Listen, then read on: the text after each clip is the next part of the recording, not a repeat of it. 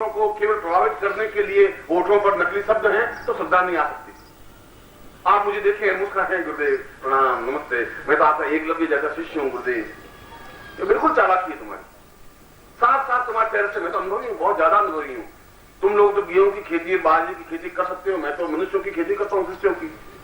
हर बार फसल नहीं काटता हूं, फिर नई फसल पैदा करता हूं, फिर नई फसल काटता हूं। मैं तो इसके अलावा काम ही जिंदगी में कुछ नहीं किया। तुम्हारी चालाकी बहुत पढ़ लेता हूं कि ये केवल ऊपरी मन से एकलव्य जैसा तुम छोड़, जैसा है वैसा ही बन जा तो ही बहुत है। एकलव्य तो मरने दे, अपनी जगह मरने दे, क्या नहीं करते।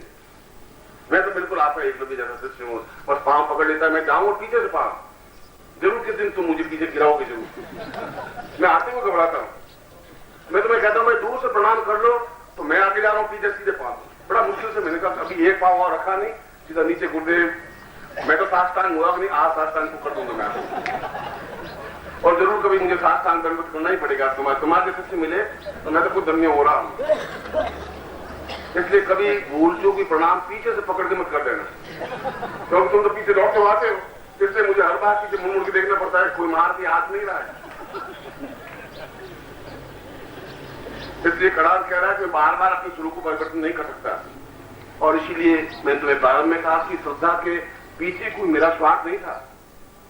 मैं तुम्हें ये नहीं कहा 5 रुपए का नोट ला के मुझे दो तो श्रद्धा पैदा होगी, मैं तो तुम्हें नहीं कह रहा हूं। मैं तुमसे कोई याचना मुझे तुमसे नहीं है। मैं तो एक ही याचना जरूर है कि इस जीवन में तुम्हारा मोक्ष हो जाए, मुक्ति मिल जाए, इस जीवन में तुम पूर्णता प्राप्त कर दो, इस जीवन में तुम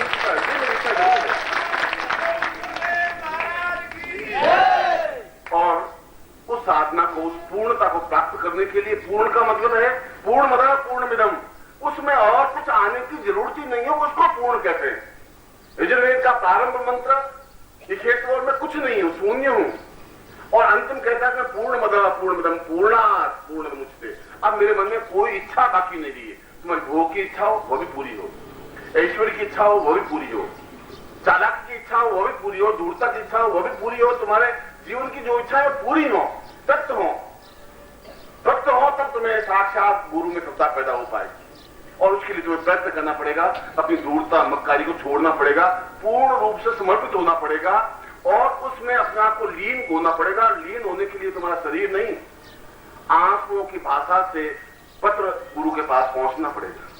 गदगद कंठ से जब तुम्हारी आवाज निकलेगी, रुंध जाएगा गला, आंखें आंखों से भीग जाएंगी, चेहरा अपने आप में डबडबा जाएगा, तो मैं समझ जाऊंगा तुम समर्पित हो रहे हो।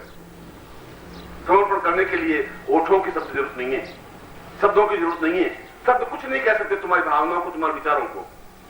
प्राणों के माध्यम से तुम जब बोलोगे, अपने आप में तुम्हें समझ जाऊंगा कि तुम कहां कितने समर्पित हो। यह होना चाहिए जीवन में समर्पण। यह समर्पण है तो फिर तुम अपने आप इन साधना को समर्पित उस रूप में, उस समर्पित रूप में उस साधना को उसके गुरु के चित्र के सामने समर्पित कीजिए। जब गुरु साक्षात हो, तो पहले गुरुकुल में गुरु साक्षात होते थे, और नहीं हो उस चित्र के माध्यम से, तो चित्र की जरूरत नहीं है।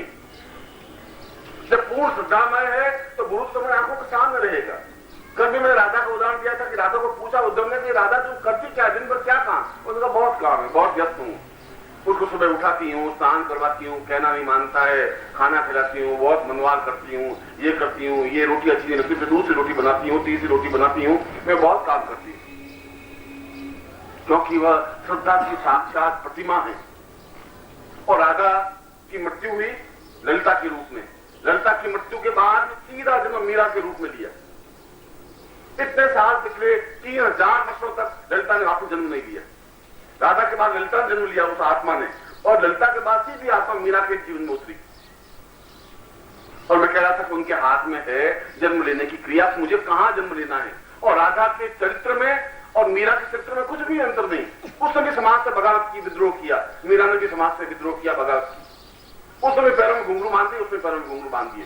वह भी कष्ट में डूब गई, यह भी कष्ट में डूब गई। उसने भी लोक लाज की परवाह नहीं की, इसने भी लोक लाज की परवाह नहीं की।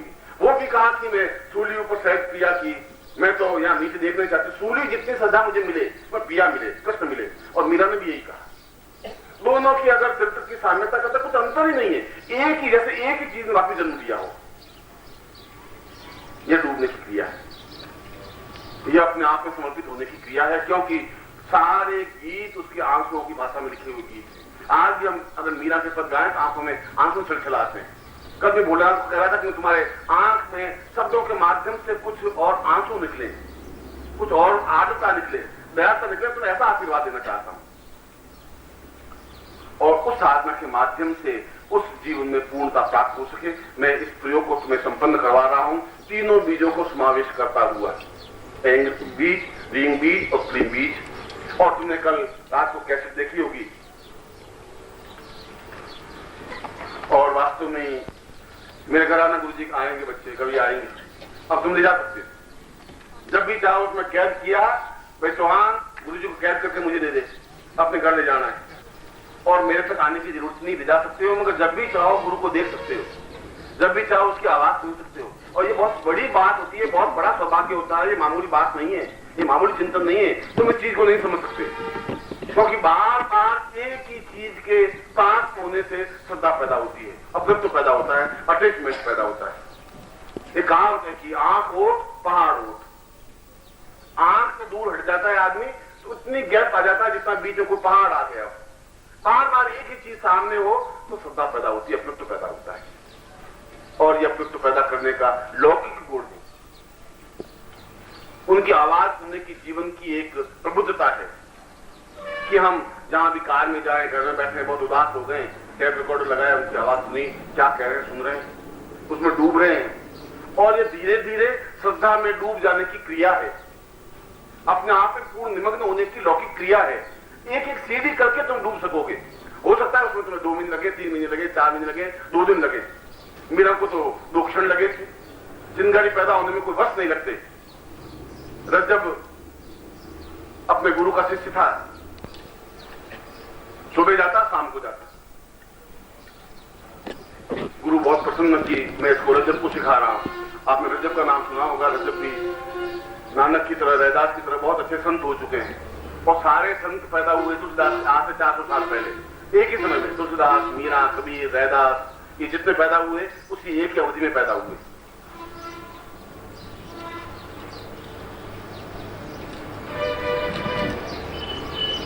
और रैदास सुबह गुरु के पास जाता, शाम को गुरु के पास जाता, गुरु उसको ज्ञान देते। फिर धीरे धीरे 2-3 महीने बाद दिन में एक बार ही गया। उसने कहा रैदास तुम्हारी तबीयत ठीक नहीं थी, कल सुबह आई नहीं कि गुरुजी अब हाथ से कल मेरी सगाई हुई, गुरुजी सुबह सगाई हुई, तुम गया मेरा। अब रज्जब गुरुजी जाने का सवाल ही नहीं, ये तो केवल माया है, माँ बाप पीछे पड़ गए हैं तो ठीक है, क्या फर्क पड़ता है। अब उसके बाद माँ बाप ने जोर लगाया, भाई तू शादी कर ले, तू शादी कर ले, कि माँ बाप के पीछे पड़ते ही हैं कि हम फंस गए, तू साला अकेला क्यों बैठा हुआ है, तू भी फंस। हम जिंदगी भर तेरी माँ को दुख पाते रहे, तू आराम कर रहा है, नहीं तुझे भी फंसाएंगे साहब, तू भी यहाँ महसूस करेगा कि हमने कितना दुख देखा है, तू भी सारा जिंदगी भर दुख देखेगा। शादी नहीं कर रहे हैं, वो तो एक चालाकी है उनकी कि तुम भी सारा आराम पा, तू भी जिंदगी भर याद रखेगा तेरी माँ ने मुझे बहुत दुख दिया है, सारा शरीर गला दिया सब कुछ, इसलिए शादी करते। और माँ बाप पीछे पड़े और रज्जब की शादी कर, घोड़े पर बिठाया और उसके ऊपर फूलों के तोरण बांधा, ऊपर तोरण बांधा, और वो झालर लटकाते। तुम्हारे यहाँ कभी दूल्हे को लटकाते कि नहीं लटकाते मुझे मालूम नहीं, मगर यहाँ पर वो फूलों की मालाएं लटकाते हैं। यानी अब तो अंधा हो जाए जिंदगी भर, अब देखना कुछ नहीं है, जो हो होते रहना चाहिए, तभी तेरी जिंदगी बाहर लगेगी। बस ये आंखें पट्टी बाहर में वो सब समझने की क्रिया है। अब तक तुम फिर भी देख रहा था, अब अंधा होगा तो जिंदगी पार लगेगी, इसलिए आंखों पर पट्टी बांध करके चलाते हैं। अब ये पट्टी तो गांधारी की तरह पट्टी तो बदी दिखे तो फूलों की पट्टी बांध देते। वो घोड़े पर चढ़ा हुआ लड़की वालों की तरफ जा रहा था रज्जब, गुरु को तो बेचारा कुछ पता ही नहीं, 5-7 दिन से आया नहीं रज्जब। तो गुरु सामने से अचानक आए और देखा तो घोड़े के ऊपर रज्जब बैठा हुआ। गुरु पास में आए तो रज्जब भी है, कौन है? उसने देखा रज्जब, उनका रज्जब थे, गज्जब करिए, क्या कर रहा है, ये क्या हो रहा है, गजब कर दिया, सारी मैंने तुम्हें धूल में मिला दी, ये तुम क्या कर रहा है, गजब थे, गजब करो, धीमो को दियो जो तुम घोड़े से कूदा, मोर मुख पैरों को गलत हो गई और जीवन भर गुरु के साथ हो गया। चिंगारी पैदा होने में वर्ष नहीं लगते, एक क्षण में रज्जब के में चिंगारी पैदा हुई, रवाना हो गया। हो सकता है आपके मन में चिंगारी 2 महीने बाद पैदा हो, 4 महीने बाद पैदा हो, एक क्षण में पैदा हो जाए। ये तो चिंगारी पैदा होने वाली बात है। और चिंगारी पैदा होने के लिए गुरु सामने हो तो वो कह सकेगा रज्जब फेंक रही क्या कर रहा है। फिर बार बार टैप को सुनोगे तो वो ठीक कह रही, बहुत गलती कर रही हूं, ये क्या हो रहा है, ये कैसा अटैचमेंट है, क्या स्नेह है, मेरे आंख में से आंसू नहीं है, मैं कौन सी भाषा में लिख रही हूं, क्या हो रहा है। और इसीलिए उस कैसेट के माध्यम से, उस वीडियो के माध्यम से एक जीवन में एक प्रिय संबंध बनता है, आत्मीय संबंध बनता है। ये मेरा दुर्भाग्य है कि उसमें ये वीडियो कैसेट नहीं थी, मैं अपने गुरु के शायद हजारों कैसेट बना सकते पा सकता। मैं देखता, तुम लोगों को दिखाता, मगर मैं खुद तो उसको देख सकता हूं, मगर उस आनंद को, स्वाद को, उस जीवन की चैतन्यता को, उस मूर्ति को मैं तुम्हें दिखा नहीं पा रहा। मगर मैं चाहता हूं कि मैं अपने गुरु के तुम्हें दर्शन करवा सकूं, तुम्हारा जीवन धन्य हो सके।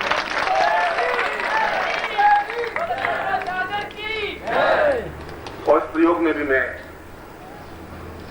उन तीनों तत्वों को समाविष्ट करता हुआ उस प्रयोग को संपन्न करवा रहा हूं, जिससे कि इसके माध्यम से तुम पूर्ण सिद्धि प्राप्त कर सको। तुम्हारे जीवन में अभाव नहीं रह सके, परेशानी नहीं रह सके, बाधाएं नहीं रह सके, अड़चने नहीं रह सके, कठिनाइयां नहीं रह सके।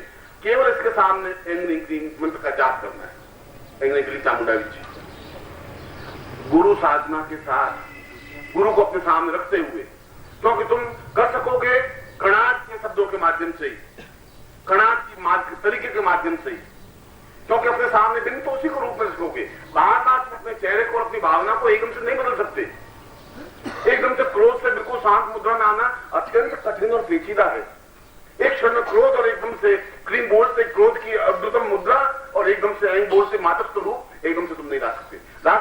जो साधक होते हैं, जो साधना की ऊंचाई पर होते हैं, उस रूप में आ सकते हैं, मगर तुम नहीं आ सकते। तो गुरु की आंख के माध्यम से, गुरु के शरीर के माध्यम से उसको अपने सामने समाविष्ट करते हुए भी साधना को संपन्न कर सकते हैं। और इसीलिए पूर्ण चित्र सामने हो, आधा चित्र नहीं। उस पूर्ण चित्र के या पैर हो अपने सामने गुरु के, या उनका पूर्ण शरीर हो, या तुम्हारे आंखों के सामने पूर्ण बिंब हो। क्योंकि कणाद जैसा व्यक्ति जो अणु की रचना कर सका मामूली, तो क्योंकि वो अगर्वा था, गर्भ से जन्म ही नहीं लिया, अपने आप में अद्वितीय ऋषि था। यदि कणाद के बारे में कभी कहा जाए तो उसने जो कुछ साधनाएं बताई वो अपने आप में अद्वितीय है। पदार्थ की रचना एक क्षण में संभव हो सकती है।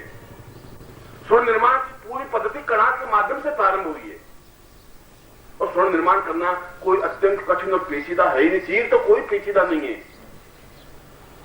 पेचीदा है हमारी खुद की भावनाएं, पेचीदा है समर्पण की न्यूनता। तुमसे और मेरा कोई संबंध बनेगा ही नहीं तो मैं तुम्हें कुछ दूंगा भी, तुम्हारी झोली बिल्कुल फटी हुई होगी, तुम्हें जितना भी डालूंगा तो नीचे निकल जाएगी। झोली मजबूत होनी चाहिए, तुम्हारा शरीर बिल्कुल पात्र सही होना चाहिए। मैं जितना दूं उसमें समाविष्ट हो जाए, भरे ही नहीं, खाली का खाली रहे। जितना डालता रहूं और भी तृप्ति मिलती रहे, आनंद मिलता रहे। ऐसा है तब तो जीवन का कुछ आनंद है, तब तो जीवन की कुछ पूर्णता है, तब तुम अपनी पीढ़ियों को लेके जा सकोगे, अपने जीवन का तुम कुछ आनंद ले सकोगे। और मैंने अगर लिया है उस अमृत का पान, अगर मैंने किया है, मुझसे पहले उन ऋषियों ने किया है, तो तुम भी कर सकते हो। क्योंकि ऋषियों की परंपरा टूट गई है। 18 ऋषि तो पैदा हुए और 18 ऋषियों के बाद में सीधे कृष्ण और कृष्ण के बाद बुद्ध और बुद्ध के बाद सीधा शंकराचार्य के 2500 वर्षों तक कोई चीज पैदा नहीं हुई, मगर एक प्रकृति का लिंक बना है। पूरा एक लिंक की कृष्ण पैदा हुए।